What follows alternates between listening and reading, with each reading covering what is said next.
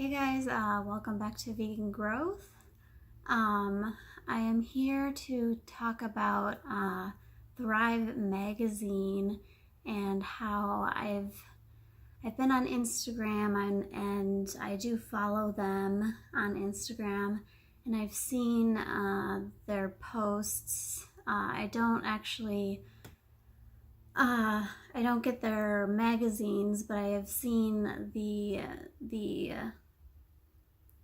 front of their magazine that they've been posting, and apparently they've been posting and supporting, I guess it seems to show that they're supporting the keto diet, which to me is really just made me kind of want to scream, because I know that the keto diet is very popular right now, but that doesn't mean that that it's a healthy diet, and it certainly is not. And especially in the vegan community, which I believe Thrive is a vegan magazine, the vegan, going vegan and being a keto vegan person, it's not only dangerous, but it's also just extremely unhealthy, and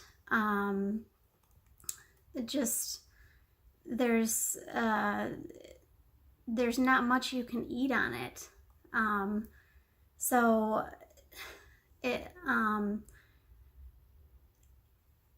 Keto was first invented for people with epilepsy. Now, I have epilepsy, and I've never gone keto. I've never tried eating keto before.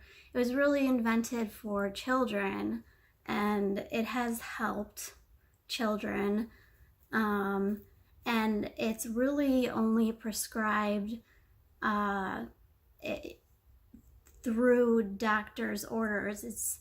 You have to really go through a doctor and a nutritionist to do it correctly. Otherwise, it can be very unhealthy.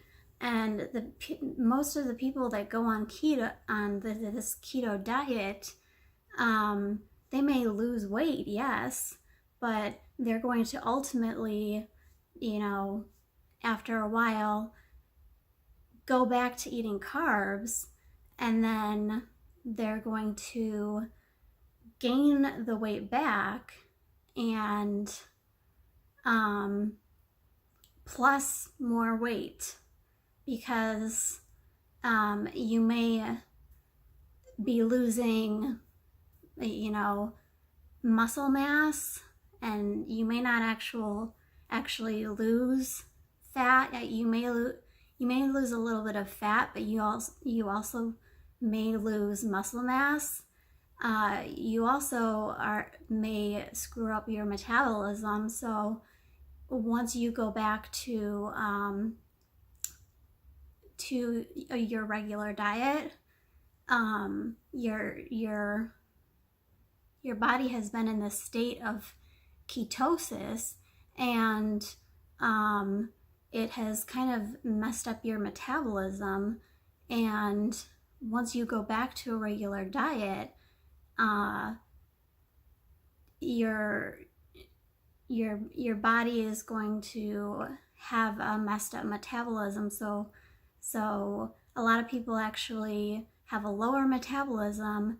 They're going to put on more weight, and they're also going to put on water weight as well, and extra fat. So it's going to take a while for them to lose the weight that they added on and the water weight. So it's a struggle.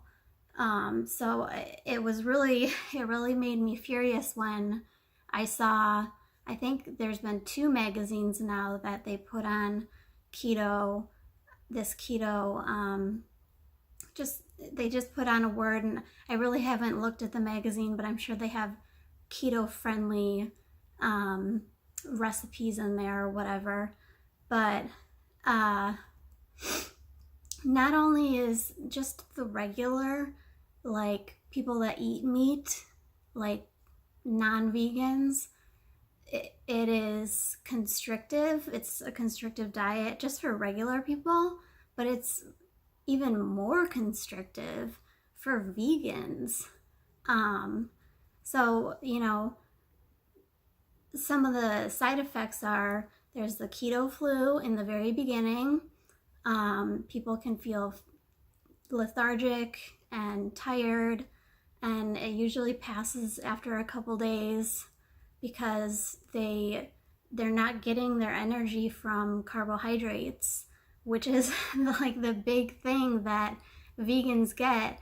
They usually have they get their carbohydrates from fruits and vegetables, especially fruits, which is healthy. I can understand with diabetics that people with diabetes, they try and do this diet, but like, first of all, type 2 diabetes is curable. It is curable. You have to try and get your weight down. If you have ever watched Forks Over Knives, and some other videos, documentaries, type 2 diabetes is curable. It's just, you know, weight management, eating healthy, and a low-fat, plant-based diet. So you do have to watch your sugars, yes. And doing smoothies is not a good idea because those smoothies are going to, you know, you really want to eat fruits whole, because the smoothies are going to break down the whole fruits so that you're just drinking them like sugar. So it is good to watch your sugar intake with people with type 2 diabetes. So people will think that this keto diet is great for them, but it really isn't. Then people can find themselves having diarrhea. They can find themselves having diarrhea because due to the gallbladder, the gallbladder produces bile to help break down fat in the diet, and the gallbladder might feel overwhelmed due to lack of fiber, because you're not getting as much fiber, because instead you're having a lot more, you have a lot of fat.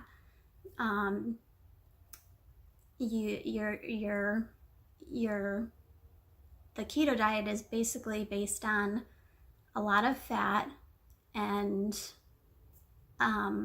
protein, and basically our normal diet, a normal American healthy diet, especially vegans, you know, but the normal American diet is 50% carbohydrates.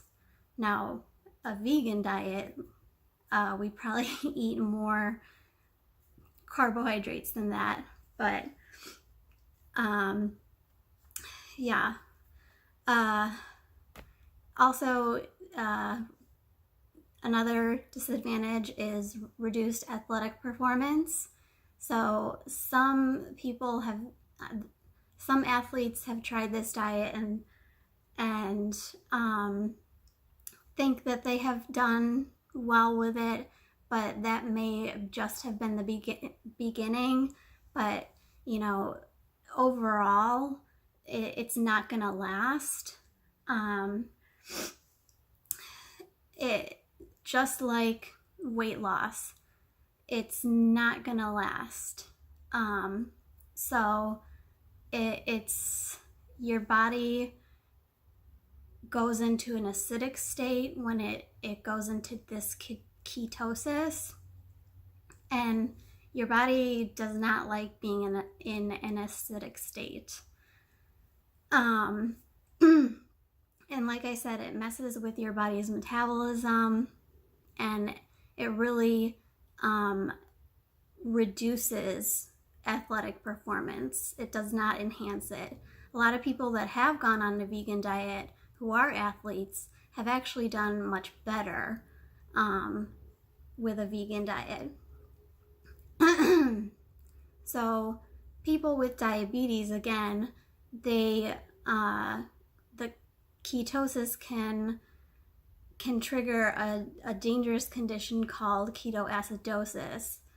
This happens when the body stores up too many ketones, which are acids produced as a byproduct of burning fat. The blood becomes too acidic. It can damage the liver, the kidneys, the brain. I've heard people have issues with the gallbladder, and if it can be fatal, basically. I've heard of people having issues with their gallbladder, especially, and their liver and kidneys with this diet, and it's just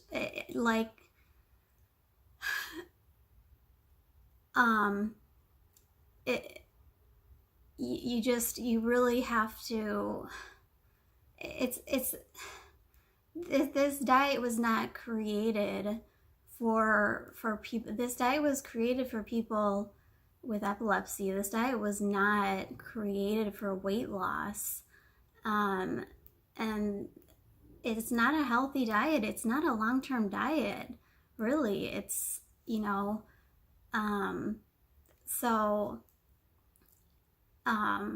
it's not healthy, and I'm so surprised and upset that the vegan community and Thrive magazine has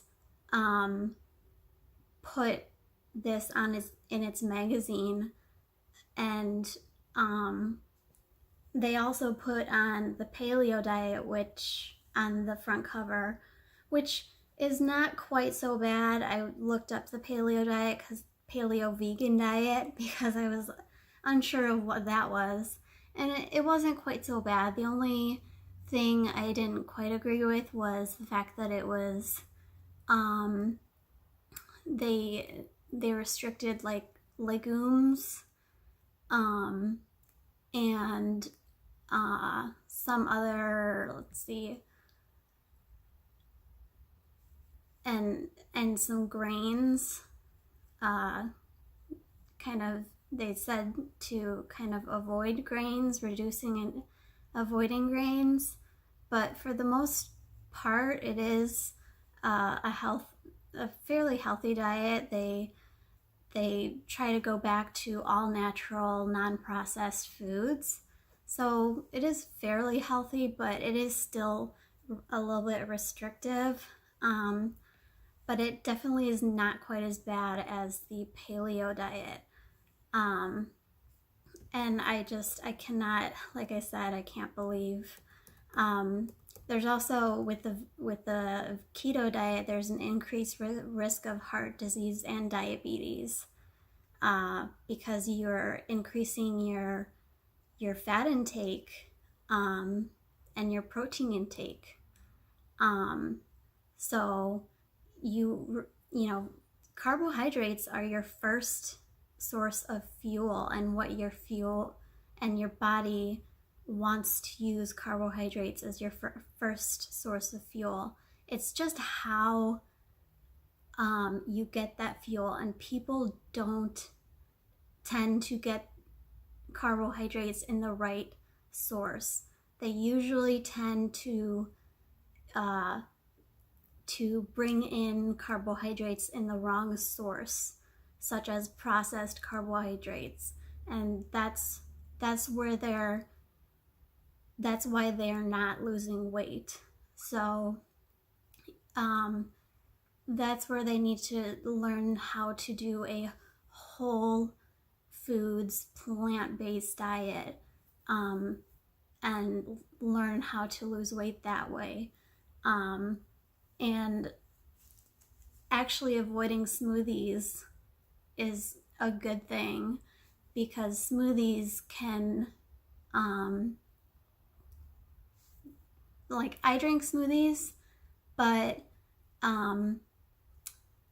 I also only eat, unfortunately, like a smoothie, or like I said, 2 meals a day, just because of my medication. So but for the most part, smoothies aren't great because they process everything into sugar, and you don't get that whole form of fruit. So like when I try and eat a meal, like if I have lunch, lately I've been trying to have a whole salad and grapes and carrots on the side, so I'm eating everything, and I feel much better when I do that, and I feel healthier when I do that. So yeah, so that is what is going to help people lose weight, is eating those whole foods, and not eating processed carbohydrates. So yeah, that is my kind of rant for the day. Thank you for watching, and if you have any comments, please leave them down below. And I will talk to you guys later. See ya later. Bye.